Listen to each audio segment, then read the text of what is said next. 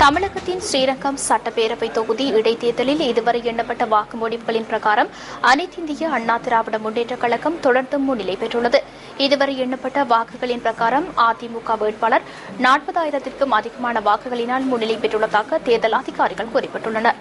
இந்த தேர்தல் தொடர்பான தகவல்களுடன் இணைத்துக் கொள்கின்றார் தமிழகத்திலிருந்து நியூஸ் 7 தமிழ் தொலைக்காட்சி சேவை செய்தியாளர் ஆர். தில்லை.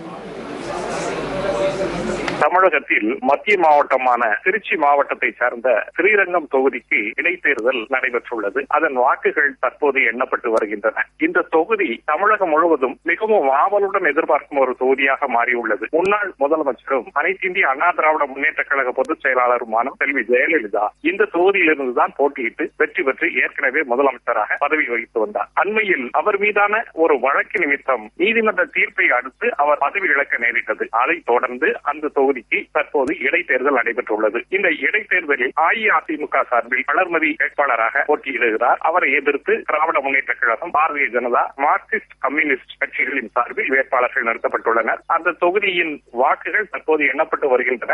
இதில் தற்போதைய நிலவரப்படி அஇஅதிமுக வேட்பாளர் மொத்த சுற்றுகள் 23, இதில் 11 சுற்றுகள் எண்ணப்பட்டுள்ளன. இதுவரை இதன் நிலவரப்படி அஇஅதிமுக வேட்பாளர் 73,452 வாக்குகள் பெற்று முன்னிலையில் உள்ளார். அதிமுக வேட்பாளர் வெற்றி பெறுவது இதன் மூலம் உறுதியாகி உள்ளது. அவரை அடுத்து திமுக வேட்பாளரும், அதைத் தொடர்ந்து பாரதிய ஜனதாவும், இறுதி இடத்தில் மார்க்சிஸ்ட் கம்யூனிஸ்ட் கட்சி வேட்பாளரும் தற்போதைய நிலவரப்படி இருந்து கொண்டிருக்கிறார்கள்.